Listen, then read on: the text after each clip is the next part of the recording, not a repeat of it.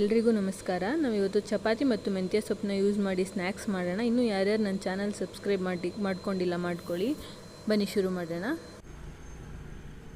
ಮೆಂತ್ಯ ಸೊಪ್ಪು, ಕಡಲೆ ಬೀಜ, ಈರುಳ್ಳಿ, ಹಸಿರು ಮೆಣಸಿನ್ಕಾಯಿ, ಸ್ವಲ್ಪ ಜೀರಿಗೆ,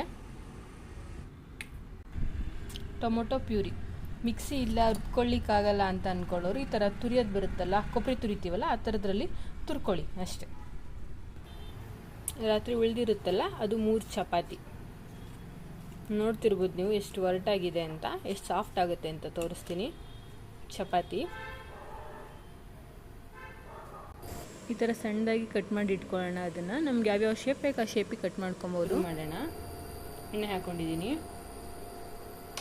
ಕಡಲೆ ಬೀಜ ಹಾಕೊಂಡಿದ್ದೀನಿ. ಸ್ವಲ್ಪ ಮೊದಲು ಫ್ರೈ ಮಾಡಿ ಇಟ್ಕೊಂಡ್ಬಿಡೋಣ. ಕಡಲೆ ಬೀಜ ಆಗಿದೆ, ಈಗ ತಕ್ಕೊಳ್ಳೋಣ. ಈರುಳ್ಳಿ ಮತ್ತು ಹಸಿರು ಮೆಣಸಿನ್ಕಾಯಿ ಹಾಕೋತಾ ಇದ್ದೀನಿ.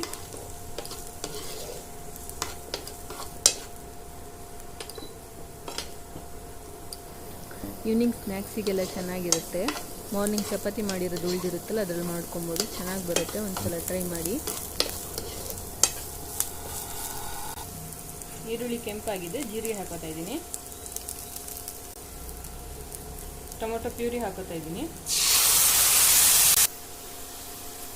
ಸ್ವಲ್ಪ ಉಪ್ಪು ಹಾಕೋತಾ ಇದ್ದೀನಿ.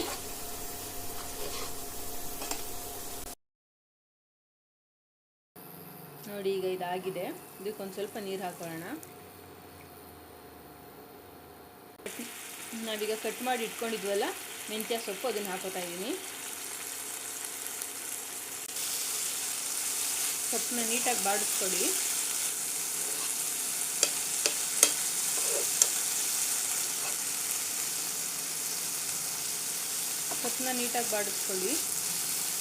ಮಾಡಿರೋಂಥ ಚಪಾತಿ ಇದೆಯಲ್ಲ ಅದನ್ನ ಹಾಕೊಂಡು ಮಿಕ್ಸ್ ಮಾಡ್ಕೊಳ್ಳೋಣ.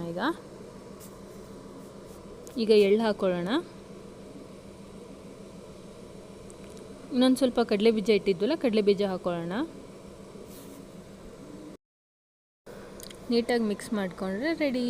ಸ್ನ್ಯಾಕ್ಸಿಗೆಲ್ಲ ತುಂಬ ಚೆನ್ನಾಗಿರುತ್ತೆ. ಟ್ರೈ ಮಾಡಿ. ನನ್ನ ಚಾನಲ್ ಸಬ್ಸ್ಕ್ರೈಬ್ ಮಾಡ್ಕೊಳ್ಳಿ. Thank you.